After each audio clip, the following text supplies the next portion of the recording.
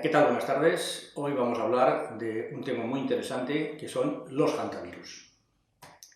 En primer lugar, conviene definir qué son los hantavirus. Los hantavirus son un conjunto de más de 20 virus que infectan de forma natural a las diferentes especies de roedores silvestres y salvajes, es decir, esos roedores que encontramos por los campos. No afectan en ningún momento a las ratas urbanas ni a las ratas de alcantarilla que conocemos.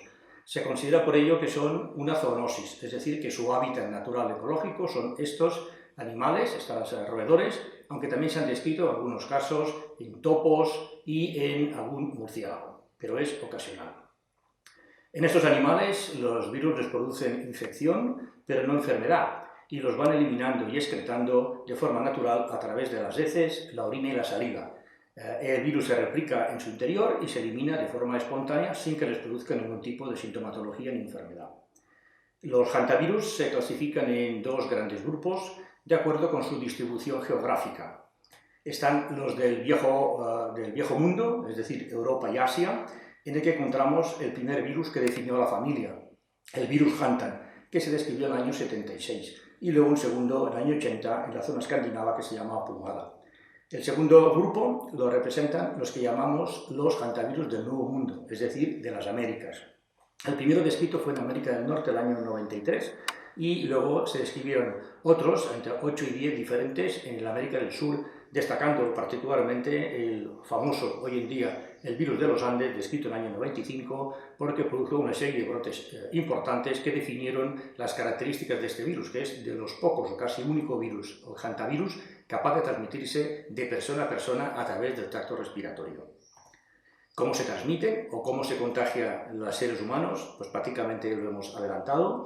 Esos roedores van eliminando de forma natural las partículas víricas en las heces, la saliva, la orina, y estas muestras caen en el suelo, en las hojas, en los frutos, se desecan con el calor, se forman aerosoles, se forman vapores, y cuando pasa por ahí un ser humano, pues sin querer, respirando como es lógico, puede inhalar esas partículas de polvo que contienen las partículas víricas, de forma que al ser inhaladas por tracto respiratorio se incorporan al ser humano. Dependiendo del virus, como veremos, algunos de ellos van directamente al tracto respiratorio y otros, sin embargo, van a través del sistema circulatorio a afectar otros órganos. ¿Dónde están estos hantavirus y qué enfermedad producen? Los hantavirus están distribuidos por todo el mundo, prácticamente en todos los territorios podemos encontrar, y cada especie de roedor está infectado por uno distinto, por lo tanto es muy fácil saber si nosotros tenemos un determinado hantavirus en una determinada zona geográfica, como podría ser España, analizando las especies de roedores que circulan. Los estudios han demostrado que el roedor llamado colilarga, que es el principal reservorio del virus de los Andes, del brote actual, no circula ni en España ni en Europa, por lo tanto no hay posibilidad que en un contacto con esos roedores en Europa podamos tener algún caso. Los hantavirus del viejo mundo, los que antes hemos mencionado, producen unas enfermedades distintas, que son fiebres hemorrágicas y cuadros de afectación renal, básicamente.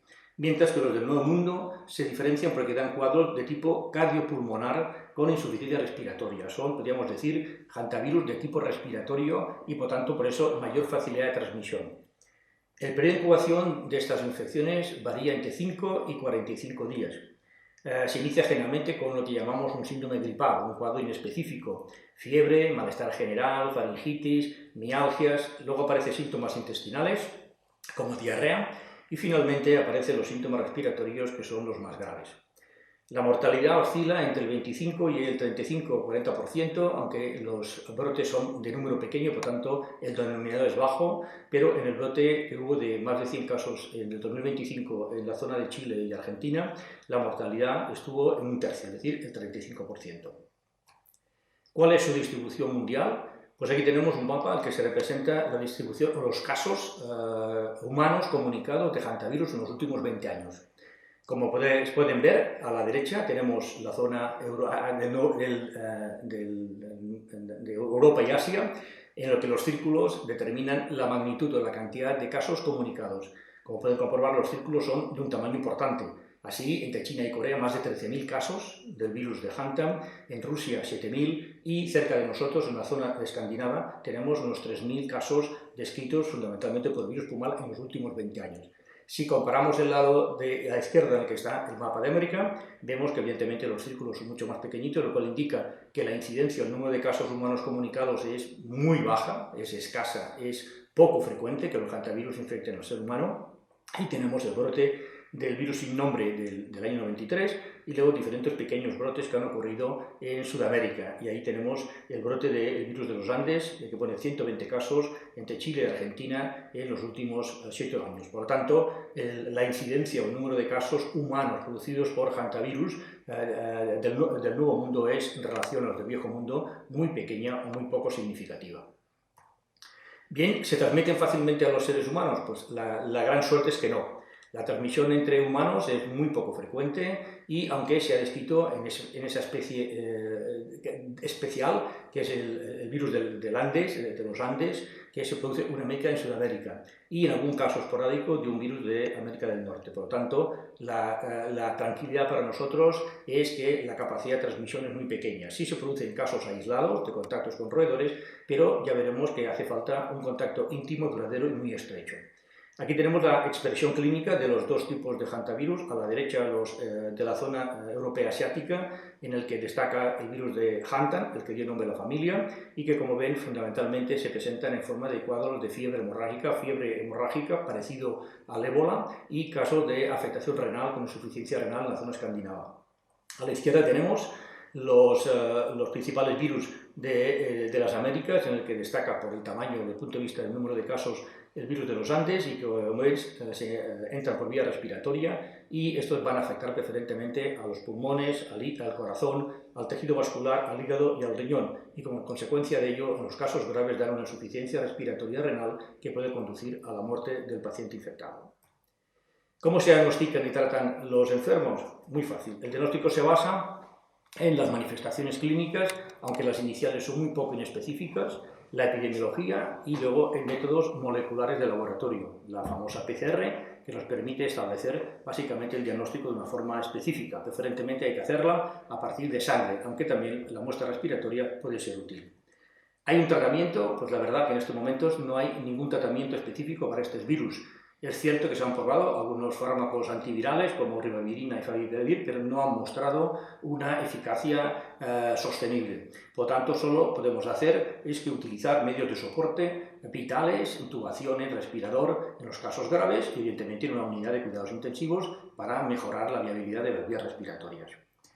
¿Hay vacunas? Pues tampoco tenemos vacunas, es decir, nos enfrentamos a un virus poco estudiado, poco conocido, que ha tenido hasta ahora poca incidencia, es decir, pocos casos humanos, y por lo tanto no se ha hecho una investigación significativa. No hay ninguna vacuna en este momento que podamos aplicarla ni utilizarla frente a la sospecha de hantavirus. Por tanto, ¿hay una forma de prevenir esa infección? Pues evidentemente medidas generalizadas. Evitar las zonas silvestres en las que haya bosques, selvas y granjas, en las que puedan habitar los roedores portadores, o como mínimo intentar no contactar con ellos. No tocar ni comer frutos silvestres, ni andar descalzos por esas mismas zonas, ni sobre todo levantar polvo innecesario al andar, porque ya hemos dicho que esas partículas de heces o de saliva en el suelo, al levantar polvo, forman aerosoles, y estos aerosoles pueden hacer que inhalemos esas partículas y con ellas el virus. Y además, con los primeros síntomas clínicos, hay que utilizar mascarilla, acudir al médico para contarle la ruta viajera que hemos realizado, y de esta forma, junto con la epidemiología y la entomología, podemos sospechar la posibilidad de una infección por hantavirus que probablemente sea bastante difícil de adquirir. Bien, ¿en qué situación estamos? Los hantavirus, y en particular el virus de los Andes, ha pasado a ser protagonista porque estamos viviendo un brote de hantavirus en un crucero procedente de Argentina, causado por el virus de los Andes, y que realmente ha tenido un impacto desde el punto de vista científico y mediático. Básicamente porque se han producido varios fallecidos, entre ellos los dos casos índices, aquellos dos casos que creemos que ya venían infectados de fuera del crucero. Probablemente era una pareja de holandeses que habían visitado zonas boscosas, zonas silvestres, hacía 15 días por la zona de Chile y Irak, y que embarcaron en el puerto y por tanto fueron los primeros fallecidos. Luego ha habido más contagios con síntomas, otros sin síntomas, que en estos momentos están siendo evaluados por los diferentes países y los diferentes hospitales. En este momento el riesgo para España es muy pequeño, y para Europa, repito, porque no circula el ratón portador y por tanto lo único que podríamos tener sería algún caso derivado de algún caso previo. En este caso sabemos que los españoles que venían del crucero están ya aislados en un hospital de alto nivel. Es cierto que uno de ellos ha dado un positivo, era esperable, porque el periodo de incubación, hay que repetir, es largo y por tanto hasta que termine no estamos seguros de que aparezca un segundo caso, pero con las medidas de protección que existen en ese hospital es poco probable que evidentemente haya un caso que pueda afectar a la población en general. Por lo tanto, la tranquilidad tiene que ser el dato más interesante. Los hantavirus, repito, se transmiten con muy poca eficiencia, les cuesta mucho entre humanos, salvo contactos muy íntimos en ambientes muy cerrados, que es lo que se dio en el caso del crucero. Evidentemente, las personas vivían en camarotes de 2 personas, comían juntas y estuvieron un tiempo muy íntimo. Por lo tanto, ese es el principal factor que ha favorecido ese contacto y esa transmisión del virus, cosa que no ocurre en la naturaleza fuera de una zona cerrada. Finalmente, ¿qué se está haciendo? Todo el mundo lo hemos visto lo que se está haciendo. Las autoridades sanitarias españolas, en colaboración con las europeas y la Organización Mundial de la Salud, han establecido las mejores actuaciones de salud pública para contener el brote, tanto para los aislamientos, el traslado de los sospechosos, y por lo tanto creemos que las medidas están dando los resultados que se esperaban. Por tanto, es muy importante que los medios de comunicación y en general todas las personas demos información científica real, veraz a la población general, para que la percepción del riesgo sea la adecuada, que en estos momentos es decir, muy baja. No hay apenas riesgo de que este virus pueda afectar a la población española o a la población en general y evidentemente no se transmite de la forma que se transmitía el COVID hace unos años. Por lo tanto, tranquilidad y seguir las recomendaciones de las autoridades sanitarias. Nada más, espero que esta información les sea útil y gracias.